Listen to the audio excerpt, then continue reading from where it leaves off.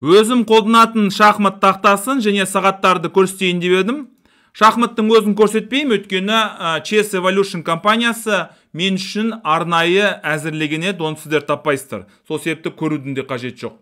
Сонымен бірінші үйде мынандай шахмат тақтасы, бұл деген 3 килограмм 100 грамм, өте мықты, ешқандай әрпі жоқ, ешқандай сандары жоқ, кәсіби шахмат тақтасы, ағаштан істелінген.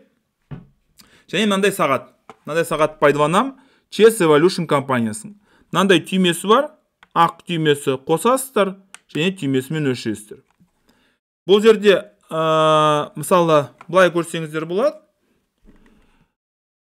1 минутта ойнауға болады, 3 минуттен, 5 минуттен, 15 минутте ойнауға болады деген сияқты. Және ең бастысы мына жерде жазып тұр FIDE Approved.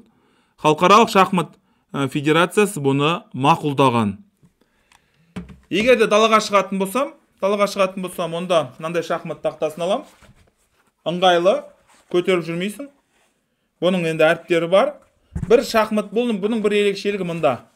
Бұлай емін-еркін қолыңызға не сесеңіз де бұл мұжылмайды. Бір рет сатып аласың, бірақ мен болған тегін келді бұл маған.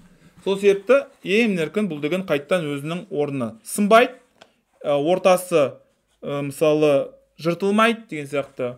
Бір рет сатып аласың, осымен қолдана бересіңдер. Енді мен деген далаға шыққан кезде мынандай сағат алам. Қарапайым сағат, бұл деген. Бұл да FIDE Approved. FIDE Approved, мені көрдіңіздер ме? FIDE деген белгіленіп тұр. Бұны да FIDE мақұлдаған. Мынандай несі бар? On-off деген қосасыздар, және бұлай қолданасыздар. Минус болса, енді 3 қосылған, көрдіңіз бе, мынау плюс, мынау минус. Енді көбінесе 3 минут қосылған 2 секунд ойнаймыз ғой. Ортасына басасыздар да кеттік, ойнай бересіздер. Барлығы енді Chess Evolution компаниясына алғысымды білдірем, өйткені үнемі олар маған көмектеседі. Соны айта салайын дегенім.